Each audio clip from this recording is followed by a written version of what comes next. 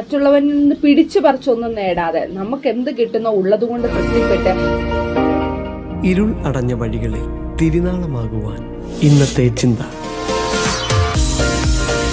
Praise the Lord. ദൈവത്തിന് അതിപരിശുദ്ധമായ നാമം വാഴ്ത്തപ്പെടുമാറാകട്ടെ. ഇന്നത്തെ ചിന്തയ്ക്കായി നാം എടുത്തിരിക്കുന്ന വേദഭാഗം ലൂക്കോസിന്റെ സുവിശേഷം 3-ാം അധ്യായമാണ്.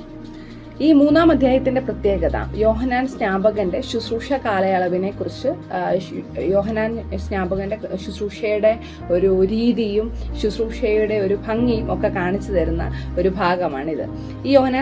ഈ ഭാഗത്തിലാണ് യേശുക്രിസ്തു സ്നാനമേൽക്കാനായിട്ട് പോരുന്നതിനെ കുറിച്ചും യേശു സ്നാനമേറ്റ് പരിശുദ്ധാത്മാവ് നിറഞ്ഞവനാകുന്നതും ഒക്കെ ഉള്ള കാര്യങ്ങൾ കാണിക്കുന്നതും മാനസാന്തരത്തെ കുറിച്ചുള്ള പ്രസംഗവും ഒക്കെ വിശദീകരിക്കുന്ന ഒരു അധ്യായമാണ് ഈ 3-ാം അധ്യായം. ഈ മാനസാന്തരത്തിന്റെ ഒരു പ്രാധാന്യത്തെക്കുറിച്ച് വിളിച്ചു പറയുകയും മാനസാന്തരപ്പെട്ടവർ എങ്ങനെ ആയിരിക്കണമെന്ന് നമ്മളെ ഓർമ്മിപ്പിക്കുകയും ചെയ്യുന്ന ഒരു വേദഭാഗമാണ് ഈ 3-ാം അധ്യായം എന്ന് പറയുന്നത്. ഇതിൽ വളരെ പ്രധാനപ്പെട്ട ഒരു ഭാഗം, എനിക്ക് ഒത്തിരി ഇഷ്ടവും വായിക്കുമ്പോൾ തന്നെ ഒരുപാട് ദൈവദാസന്മാരെടുത്ത് സംസാരിക്കുകയും ചെയ്യുന്ന ഒരു വേദഭാഗമാണ് ഈ 3-ാം അധ്യായത്തിന്റെ 8-ാമത്തെ വാക്യം എന്ന് പറയുന്നത്.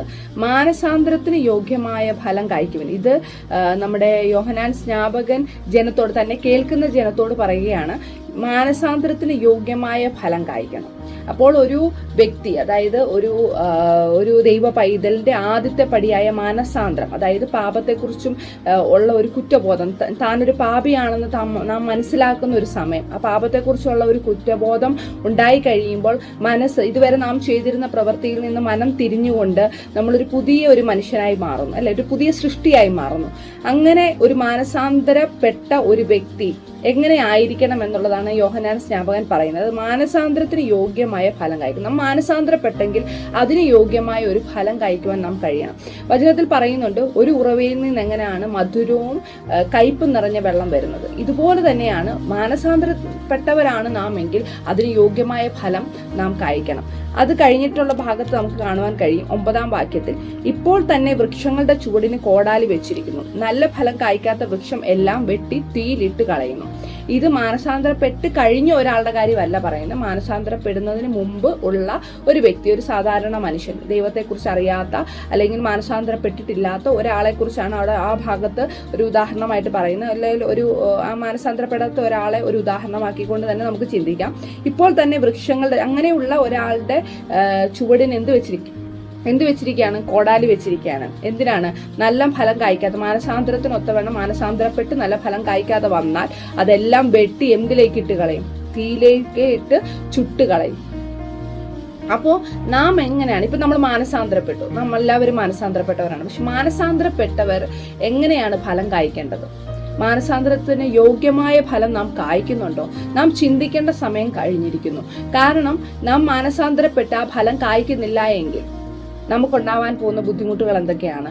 കർത്താവ് നമ്മളെ മാനസാന്തരപ്പെടുത്തി നമുക്ക് ഇങ്ങനെ നല്ലൊരു ജീവിതം നൽകി പുതിയ സൃഷ്ടിയാക്കി നമ്മെ മാറ്റി. അപ്പൊ ക്രിസ്തുവിനോട് അനുരൂപമായി, ക്രിസ്തുവിന്റെ സാദൃശ്യത്തിലായി, ക്രിസ്തുവിനെ അനുഗമിച്ച് ക്രിസ്തുവിനോട് അനുരൂപപ്പെട്ട് ജീവിക്കുവാൻ നമുക്ക് കഴിയണം. മാനസാന്തരത്തിന്റെ ഫലം കായ്ക്കണം എന്ന് പറയുമ്പോൾ ഇതിനകത്ത് 1-2 കാര്യങ്ങൾ അതിൻ്റെ അകത്ത് പറയുന്നുണ്ട്. എങ്ങനെയാണ് ഫലം കായ്ക്കേണ്ടത് എന്നുള്ളത് മനസ്സിലാക്കാനായിട്ട് യോഹന്നാൻ 1-2 കാര്യങ്ങൾ എടുത്തെടുത്ത് പറയുന്നുണ്ട്. 2 വസ്ത്രമുള്ളവൻ ഇല്ലാത്തവർ കൊടുക്കട്ടെ, ഭക്ഷണ സാധനങ്ങൾ ഉള്ളവരും അങ്ങനെ തന്നെ ചെയ്യട്ടെ. അപ്പോൾ നമ്മുടെ ഒരുവന്റെ ഇല്ലായ്മ കാണുമ്പോൾ അവന് നമ്മുടെ കയ്യിൽ ഉണ്ട് എങ്കിൽ, അല്ലെ നമ്മൾക്ക് അധികമായി ഉണ്ട്, അല്ലെ നമ്മളിൽ ഉണ്ട്, അവനെ ഹെൽപ്പ് ചെയ്യാൻ നമുക്ക് കഴിയുമെന്നുണ്ടെങ്കിൽ അതിൽ നിന്ന് കുറച്ച് അവന് കൊടുക്കുവാൻ നമുക്ക് കഴിയണം. അത് മാനസാന്തരത്തിന്റെ ഒരു ഫലം കായ്ക്കുന്ന ഒരു രീതിയാണ്. പിന്നെ പറയുന്നുണ്ട്, 14-ാം വാക്യത്തിന്റെ അവസാനം പറയുന്നുണ്ട്, ചതിയായി ഒന്നും വാങ്ങാതെ നിങ്ങളുടെ ശമ്പളം മതി എന്ന് വെക്കുവിൻ. അതായത് അതിക്രമിച്ച് മറ്റുള്ളവരിൽ നിന്ന് പിടിച്ചു പറിച്ചൊന്നും നേടാതെ നമുക്ക് എന്ത് കിട്ടുന്നോ ഉള്ളതുകൊണ്ട് തൃപ്തിപ്പെട്ട്, ദൈവം തന്നതിന് ദൈവത്തെ സ്തുതിച്ചുകൊണ്ട് ഉള്ളതുകൊണ്ട് തൃപ്തിപ്പെട്ട് ജീവിക്കും. ഇതൊക്കെ മാനസാന്തരത്തിന്റെ ഫലം കായ്ക്കുന്നതിന്റെ ഭാഗമായിട്ട് വരുന്ന കാര്യങ്ങളാണ്. എന്നിട്ട് പറയുന്നൊരു കാര്യമുണ്ട്. അപ്പൊ ഈ ഒരു വാക്യങ്ങളുടെ ഒരു പ്രാധാന്യം ഇന്നത്തെ കാലത്ത് വളരെ സംസാരിക്കാൻ പറ്റുന്ന, അല്ലെങ്കിൽ ഒരു സംസാര വിഷയമാകുന്ന ഒരു കാര്യങ്ങളാണ്. അതായത് 1, 2 വസ്ത്രങ്ങളില്ലാത്തവന് കൊടുക്കട്ടെ. കുറെ വെട്ടിപ്പിടിക്കുന്നതിലല്ല കാര്യങ്ങൾ. ഇല്ലാത്തവർക്ക് അത് കിട്ടുവാൻ അല്ലെങ്കിൽ അത് കൊടുക്കുവാനുള്ള ഒരു മനസ്സ്, അത് മാനസാന്തരത്തിന്റെ ഫലം കായ്ക്കുന്നതിന്റെ ഒരു രീതിയാണ്.